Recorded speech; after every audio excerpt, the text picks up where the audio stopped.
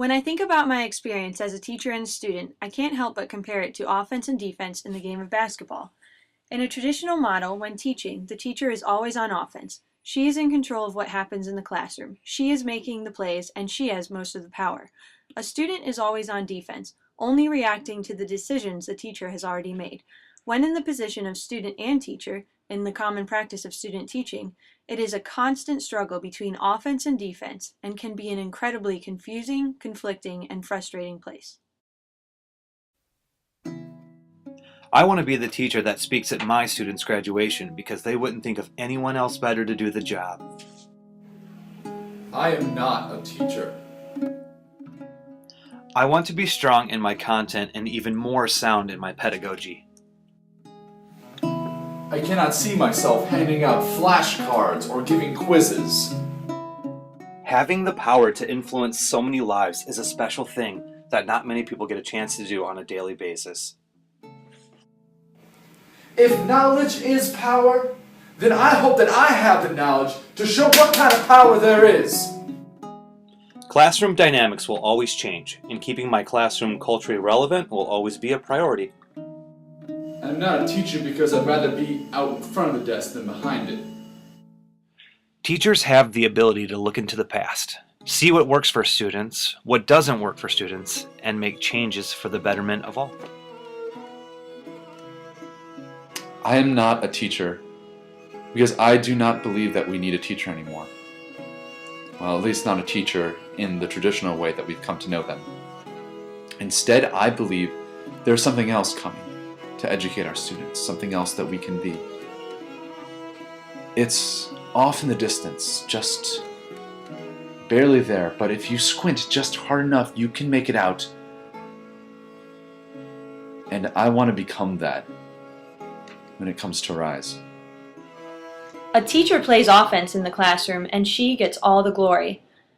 The plays that the teacher runs, or the decisions the teacher makes and assignments she prepares, are all dependent on the students in the classroom.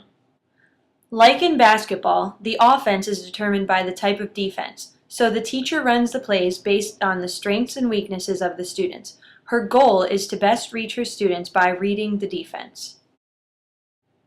Although the ideal teacher takes her students' differences into consideration, she is still thought of as the most powerful player in the classroom and will ultimately make the most important decisions about her students' education if the current model is not challenged.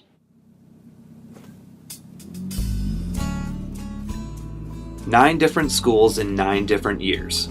I'm not even a military brat, but this was my life. Growing up, moving all over the Midwest gave me a radical impression on what a student was supposed to be. I always tried hard, but seemed to be left with a sense of emptiness. I was always the new kid and had to work hard to make basic friendships with other kids, even knowing that I wouldn't be around to see them in the summer. It was hard, but it's my story and has shaped the person I am today. Without the experience of trying to fit in, I wouldn't have the confidence or the wherewithal to face and endure hard times. This is the beginning of the rest of my life.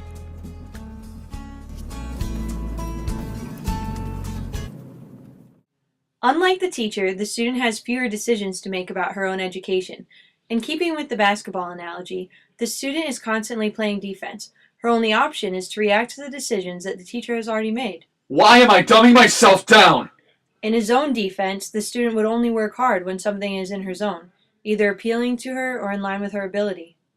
I already know the answer! I know it! In contrast, a student who chooses man-to-man defense will work hard all the time in response to the assignments the teacher has created. My teacher doesn't listen to me! I know these things already! However, the frustration that lies with the student is the fact that the student is capable of only deciding which type of defense to play, or how to respond to the decisions that the teacher has already made.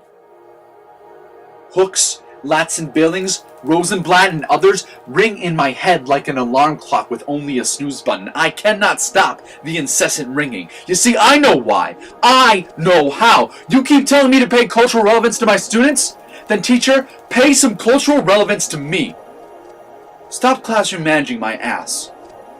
Let my own funds of knowledge add up to something. If teachers are playing offense and students are playing defense, then where does that leave student teachers? frustrated, and spinning in the middle. Student-teacher is oxymoron. The experience is always flux and a bit chaotic. There has to be a better way.